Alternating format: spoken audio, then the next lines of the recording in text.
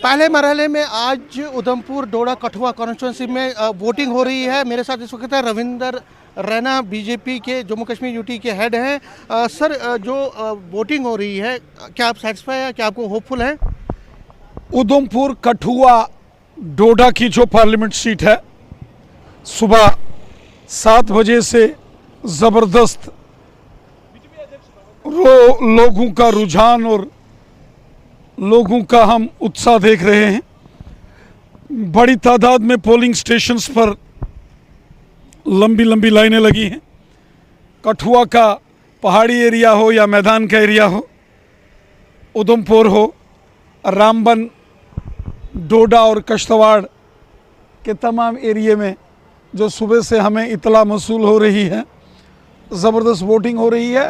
सुबह हालांकि मौसम की ख़राबी के चलते थोड़ा धीरा स्लो वोटिंग रही, लेकिन जैसे जैसे मौसम ठीक होता गया हम देख रहे हैं कि लंबी लंबी लाइनें यहाँ कठुआ में, और कठुआ का जो पहाड़ी इलाका है, बनी, बिलावर, बसोली, जसरोटा, हीरानगर, कठुआ, नगरी, ज़बरदस्त वोटिंग हो रही है। वहीं उधमपुर के अंदर भी अगर आप देखेंगे तो उधमपुर, पंचायरी, मोंगरी, लांदर का एरिया है, रामनगर, डुड्डू, बसंतगढ़, लाठी, मरोठी, चनैनी, सुध महादेव, मजालता का एरिया है, या टिकरी का एरिया हो।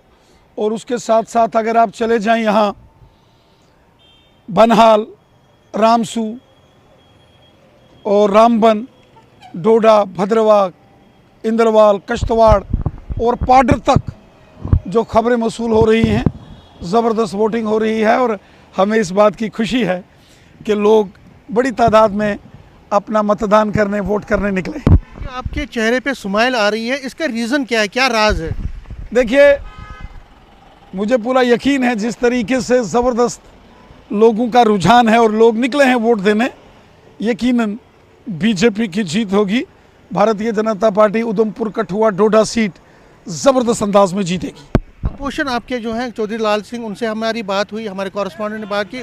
उन्होंने ये कहा कि मेरा मुकाबला है और मैं ये जीतूंगा, मैंने यहाँ पे काम किया पहले। चलिए, लोकतंत्र में, डेमोक्रेसी में, जमहूरी निज़ाम में आवाम के हाथ में ताकत होती है और आवाम जो फैसला करेगी, आवाम जिसको जिताएगी, आवाम जिसका झंडा बुलंद करेगी, उसकी जीत होगी। और मुझे यकीन है कि ज़बरदस्त जीत के साथ मोदी साहब तीसरी बार मुल्क के प्राइम मिनिस्टर बनेंगे। और उधमपुर कठुआ डोडा की सीट हो या हमारी जम्मू रियासी पार्लियामेंट्री सीट हो, बीजेपी जीतेगी। आपको लगता है कि जो स्कीम्स, जितनी भी स्कीम्स, चाहे आयुष्मान, हाउसिंग पर, साहब ने गरीबों की खिदमत की है, गरीबों की खिदमत, मजलूमों, मजदूरों, किसानों, बेसहारा लोगों की अगर किसी ने सच में दिल से हमदर्दी की है और ख़िदमत की है, वो मोदी साहब है।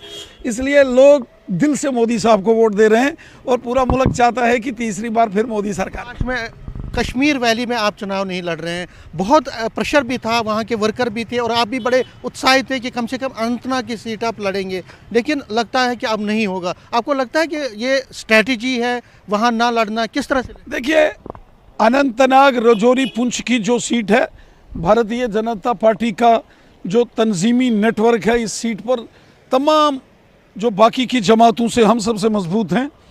बीजेपी ने बहुत काम किया है।